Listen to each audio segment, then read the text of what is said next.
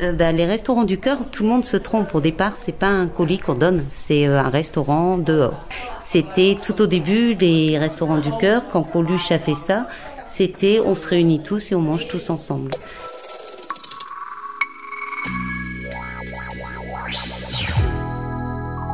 Alors, je me présente, Corinne, je suis responsable des tables du cœur. Ici, les tables du cœur, on leur sert à manger le soir comme dans un restaurant.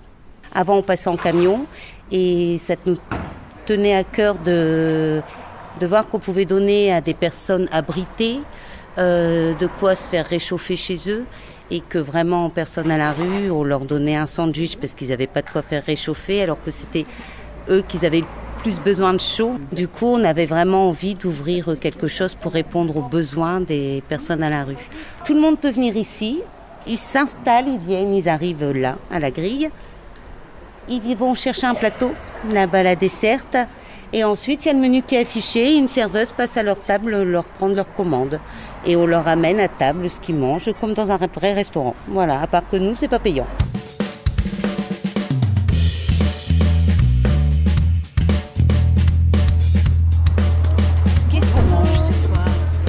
De dinde, lentilles, assiette paysanne, jambon ou terrine de volaille en entrée, pot-au-feu, blanquette de veau, hachis parmentier, bœuf, poivre, porto, galopin de veau, sauce blanquette, lasagne, veau tomate, boulettes avec semoule, pommes de terre. Dessert, on a 2 desserts au choix. C'est souvent très varié, donc pour répondre au goût de tout le monde en fait, voilà.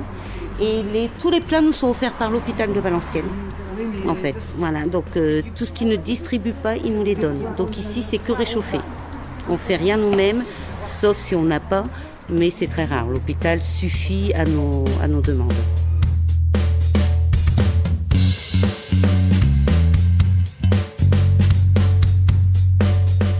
Alors, je vais vous montrer les cuisines.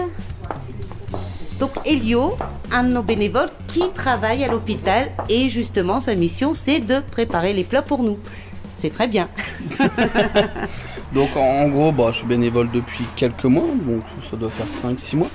Mais je travaille à l'hôpital de Valenciennes, je suis en cuisine. En gros, mon poste à l'hôpital c'est gestion de produits. Donc en gros, je répartis pour les maisons de retraite et pour l'hôpital, même pour les patients. Puis après le restant va au resto du cœur tout simplement. Puis automatiquement ici au plat chaud, au coin chaud. C'est le président de l'AD59B. Comme on avait un projet d'ouverture, il était avec l'hôpital une fois, enfin le directeur de l'hôpital, et ils ont parlé de notre projet d'ouverture. Et lui cherchait justement ce qu'il allait faire de ces plats qu'il y avait en trop. Eux, ils ont décidé que ce serait pour le point chaud, voilà. Donc du coup, on les a distribués en marotte camion. Quand on faisait la marotte camion en attendant l'ouverture d'ici, parce que ça a été très long pour ouvrir. Voilà. C'est très compliqué d'ouvrir quelque chose sur Valenciennes. Mais bon, on a réussi. Est-ce que quelqu'un peut rappeler Maxi Pizza? Je viens de lui raccrocher au nez, il va m'en vouloir à mort. Donc il y a Maxi Pizza qui nous appelle tous les jours et qui nous offre des pizzas. Donc ils adorent ça, forcément aussi. Voilà. Donc c'est aussi pas mal. Donc là c'est la cuisine. Donc là c'est où on stocke tous les plats. Là c'est les entrées. Normalement c'est 6h15 qu'on doit y aller, ça les arrange mieux. Là c'est toutes les entrées, on les laisse ici jusqu'à l'ouverture, on va en sortir quelques-uns, mais pas tous pour essayer de garder au frais le plus possible, mais on en sort quelques-uns pour éviter aussi d'ouvrir, fermer pour le maintien en température. Voilà. Donc ici on stocke tout ce qui est dessert. Voilà. Donc on a le chaud, ce qui est destiné à être chauffé. Celui du milieu, c'est les entrées et le premier, c'est les desserts et le fromage. On a été financé, en fait, quand on a eu le projet d'ouverture, on a été financé, il y a eu un don par le Réseau Jean de la Rue à Paris. En fait, les Restos du Cœur, ils ont les centres de distribution et le Réseau Jean de la Rue. Après, là, tout ça vient de métro, donc ils ont réussi à négocier pas mal de choses aussi. Voilà. Là, par exemple, on va avoir une toile pour les couvrir parce que la majorité, même s'il fait froid, préfèrent manger dehors parce qu'ils ont l'habitude déjà, ils peuvent fumer alors qu'à l'intérieur ils ne peuvent pas fumer. Et puis, alors, sans aucune médisance, mais il y a aussi toutes les odeurs mélangées dans une seule pièce, c'est vite, voilà. Donc tout le monde préfère manger malgré tout dehors. Donc là, on a négocié une grande toile pour couvrir pour la pluie. Donc du coup, c'est le réseau Jean de la Rue qui nous finance. Donc là, c'est notre plan de travail ici pour les entrées. Là, c'est pour faire les chauffes, donc faire chauffer l'eau, le café, les soupes, tout ça. Parce qu'on leur donne aussi café, soupe, chocolat, s'ils sont très, très demandeurs. Là, ici, ça en chauffe, voilà. Donc là, c'est la préparation pour ce soir. Donc, on met à peu près, on voit entre 75 et 100 personnes. On peut monter à 110, 120, mais bon. Donc, par contre, le four nous permet de réchauffer à peu près 75 plats. Donc en fait, ce qu'on fait, c'est que quand on voit qu'il diminue bien, qu'il y a du monde, on fait chauffer au micro-ondes pour tout de suite le faire chauffer et après on vient le maintenir à chaud. Parce que là, il chauffe depuis tout à l'heure, donc là, ça sera bien chaud. Mais une fois qu'on le diminue, en fait, on est obligé, sinon ça crame.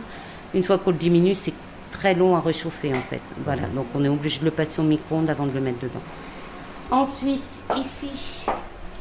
ça c'est notre stockage, donc ici on stocke tous les vêtements chauds qu'on leur donne pour, c'est nos produits grand froid qu'on appelle ça, donc c'est vraiment tout ce qui est utile pour les personnes vraiment à la rue, donc des grands sacs à dos, des couvertures de survie, des parkas, des polaires, il y a des duvets, enfin voilà, c'est vraiment la demande, donc ça c'est pareil, c'est tout le réseau Jean de la Rue qui nous donne, voilà, si on a besoin de 500 duvets, on leur demande, on reçoit 500 duvets.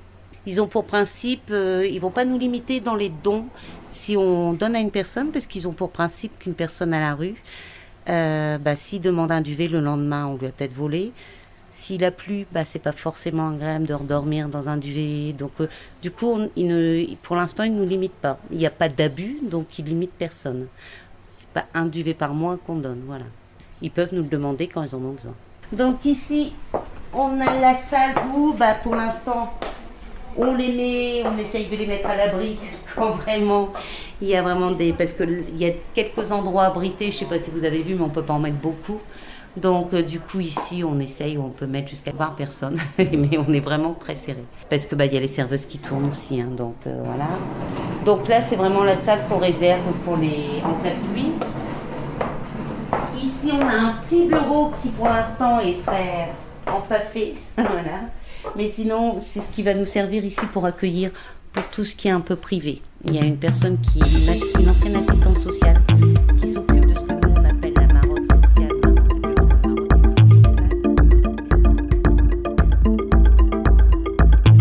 Je m'appelle Elisabeth, voilà. Dite Zaza, c'est mon nom de scène ici. Ça m'arrange bien. Je suis bénévole au resto depuis, 4-5 ans peut-être maintenant. Et je me suis fortement intéressée aux gens de la rue. Donc j'ai fait un peu de maraude quand c'était maraude camion, quand on distribuait de la nourriture.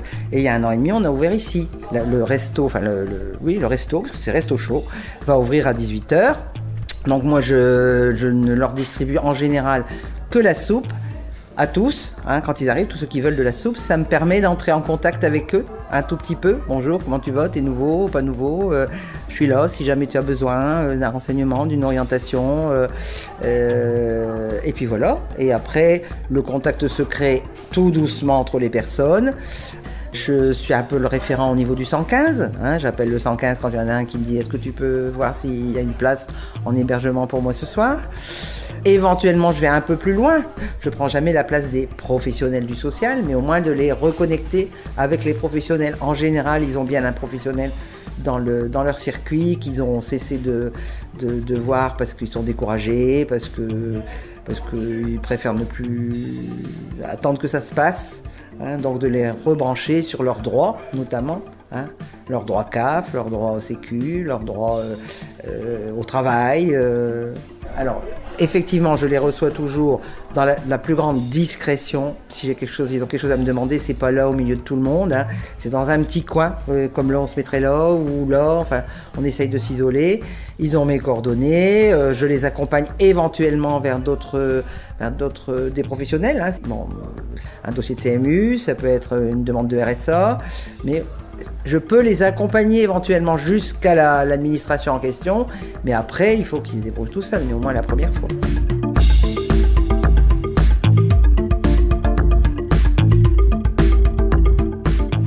Beaucoup de jeunes, oui, beaucoup de jeunes. Des jeunes qui, pour le coup, n'ont pas beaucoup de droits, hein, moins de 25 ans, pas de RSA, etc. Donc il y a des jeunes ou à la rue ou en hébergement temporaire ou précaire. Donc il y a de tout, hein. Il y a des jeunes, mais il y a des vieux, aussi entre guillemets, il y a des gens à la retraite hein, qui viennent ici à la fois pour avoir un repas, mais aussi, je pense, pour tromper la solitude hein, de la vieillesse. Voilà, bon. Je sais pas quoi vous dire d'autre, hein. Faut le voir pour le croire en fait. Faut me voir en action. Alors on y va. Allez. Il y a une table là, messieurs. Vous êtes 4, il y a une table de 4. Vous aurez la charmante Sandra qui va s'occuper de vous. Charmante, le caractère. Bonsoir à tout le monde. Bonsoir. Bonsoir. Gabi, tu fais quoi là? Mais pas pour le plateau. Ça fait un moment, moi j'ai aussi. Ça va, Tu te demandes sur toi. Ça va madame? ça va mieux là. Merci mon Dieu. Merci mon Dieu. Allez, t'as récupéré un appartement? Oh, bien. Tu as la pièce alors? Là, c'est un vestiaire. Il y a 2 personnes qui vont s'en occuper ce soir. Donc, ils viennent ici. Et là, c'est que des dons. C'est les vêtements en dons. Donc, on récupère tous. C'est ce que Elio disait. On fait des collectes de vêtements à nos boulots, des gens qu'on connaît, on essaye d'avoir. En fonction de ce qui nous manque, on essaye toujours de demander. On a fait une petite cabine. Voilà.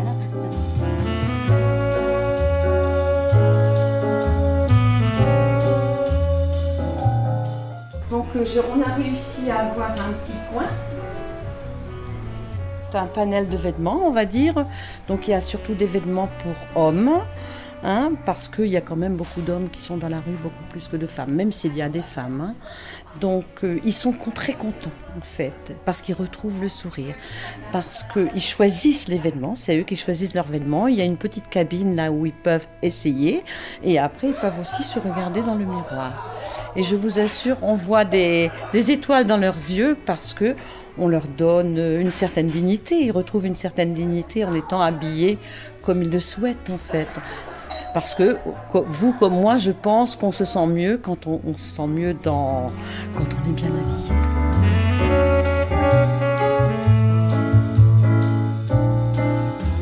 C'est ça.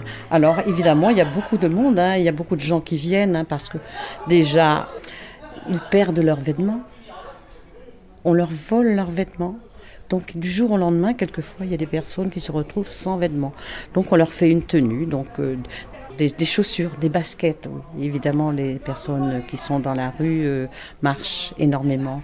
Alors quand vous les voyez arriver avec des chaussures trouées, des chaussures sans semelles quelquefois, sans lacets, c'est un peu triste. Alors quand ils trouvent leur bonheur, je dis bien quand ils trouvent le bonheur parce que c'est très difficile, ils sont très très contents, ils retrouvent le sourire.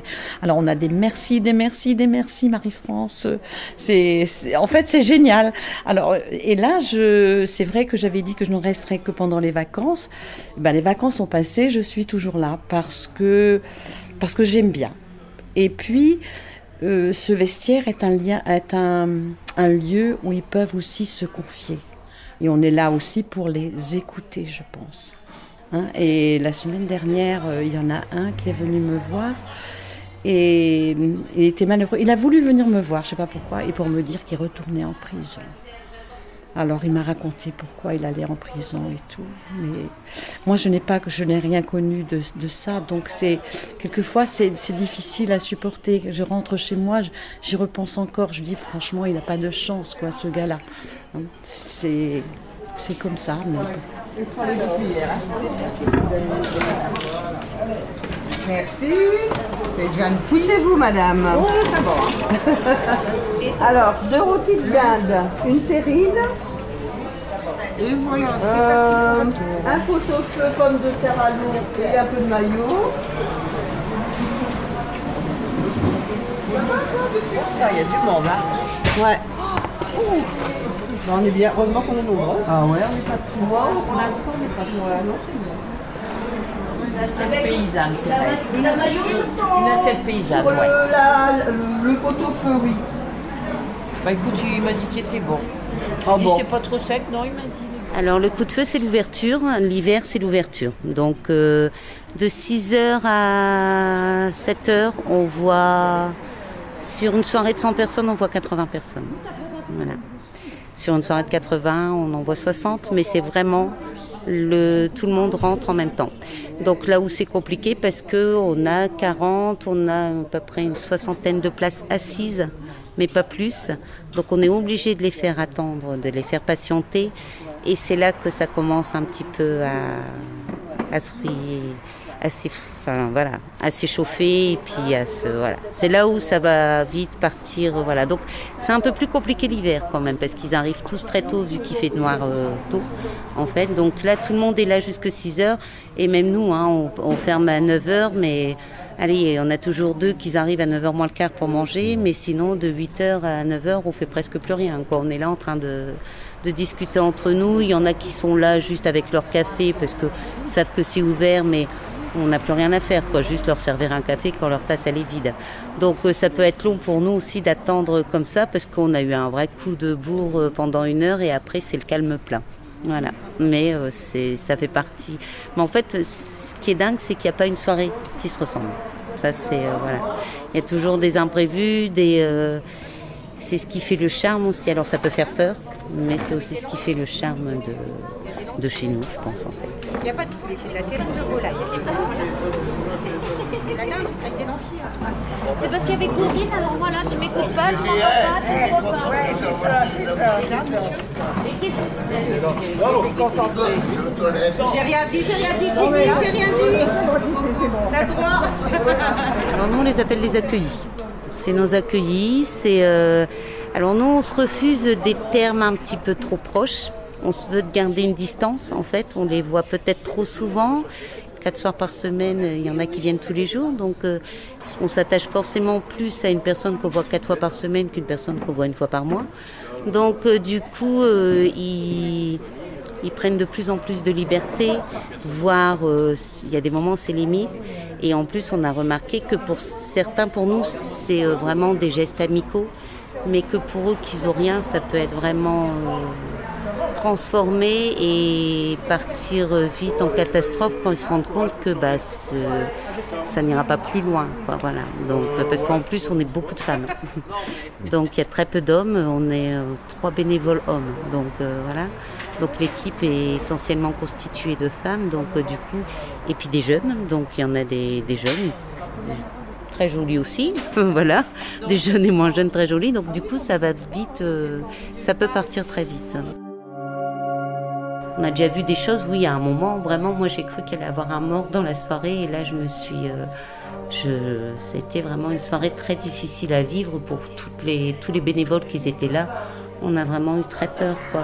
Voilà, un accueilli qui n'était pas dans son état et qui s'en est pris... Enfin, ils se sont battus, donc on est intervenu parce qu'il lui claquait la tête par terre et il y avait du sang partout. On ne pouvait pas laisser... C'est non assistante en personne en danger, hein. Il n'était pas lui-même, quoi. Même la police, ils étaient à 4 pour l'interpeller. On a vu du sang partout, on a vu les chaises, on a vu les accueillis partir en courant. Donc ça nous a vraiment marqué, quoi. Et puis même lui, le voir dans cet état-là, alors que c'était pas du tout son état normal, quelque part ça nous touche.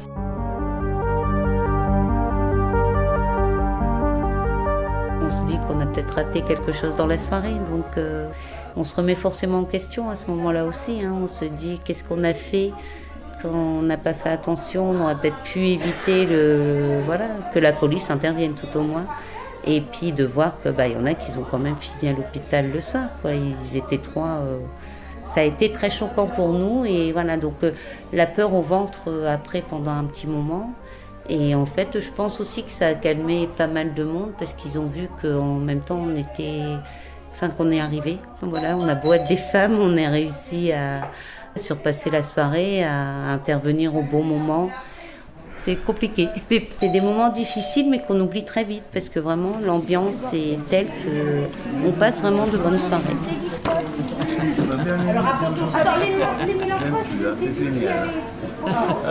Jusqu'à demain, Non, demain c'est fermé.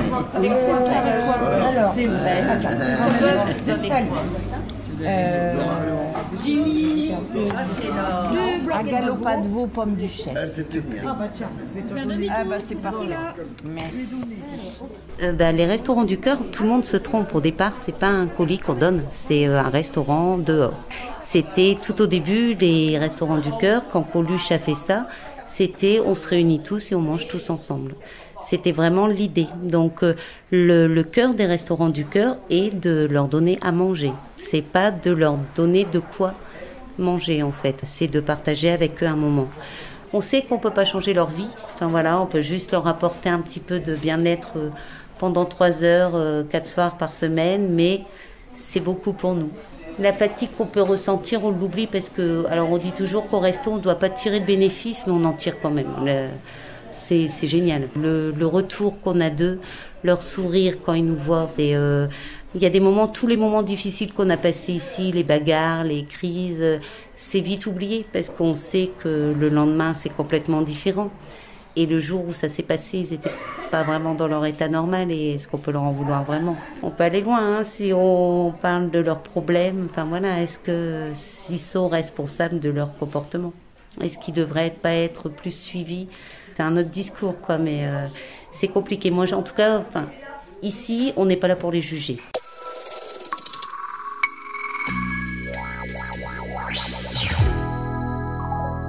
Merci à Corinne, Zaza, Marie-France et Elio des Restaurants du Cœur de Valenciennes.